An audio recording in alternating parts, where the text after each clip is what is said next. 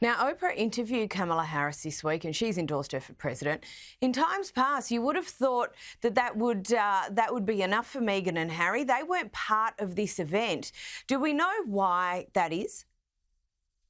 Like I said, I do believe that this was a deliberate choice. I do think, in as much as they're stating that they're going to remain politically neutral and they're just trying to galvanize people to go out and vote as a form of, sort of civic engagement, I also think the Democratic Party has deliberately chosen to distance themselves from the Sussexes. Now, celebrity endorsements is a form of narcissism which is almost unique to the Hollywood class in the US. I mean, you don't really see it in other parts of the world, but celebrities in America really have no problem with alienating parts of their fan base by endorsing certain political candidates. So, it wouldn't be surprising if the Sussexes did that, but they kind of straddle this quasi-royal, semi-celebrity world where they don't really know where they fit in. And so I think they're starting to wise up and realize that probably it's best to not alienate any more people because, as we'll probably discuss, their popularity ratings have really plummeted. And in terms of sort of the industry that they operate in the entertainment industry, after signing that $100 million Netflix deal, they're really not doing very well. I mean, there have been murmurings of sort of negative comments with regards to their work ethic, with regards to sort of their output, and really what is the point of them and the deals that they managed to get.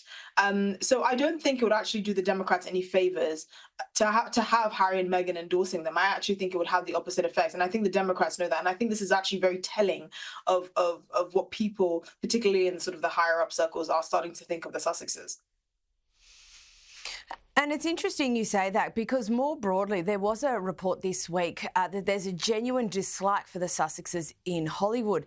Now, we know that, certain things have happened over time. Has something recently happened, or is this just a culmination?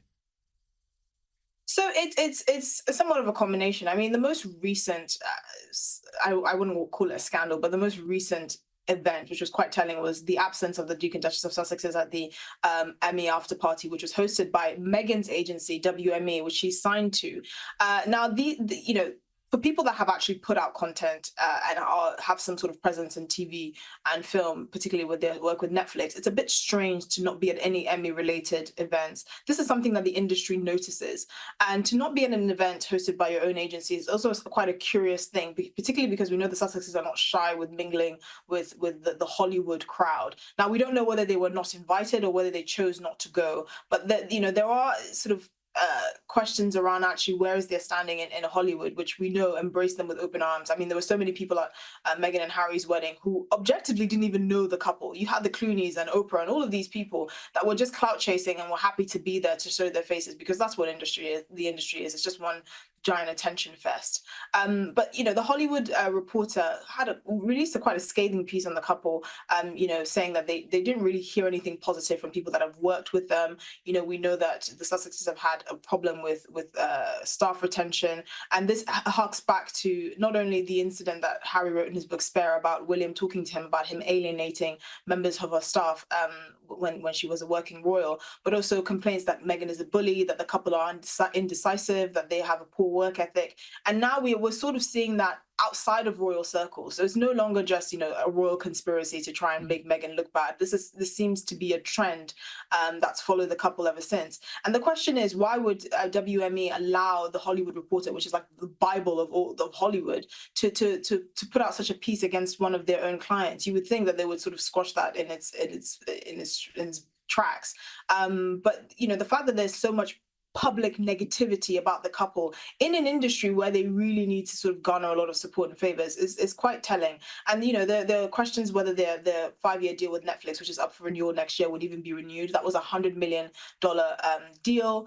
The Prince of the Duke of Sussex's Invictus Games documentary that he released with Netflix was one of the lowest rated and lowest viewed piece of content on the platform. And we know that since their sort of bombshell Harry and Meghan series in 2022, they haven't really put out anything that's caught anyone's attention.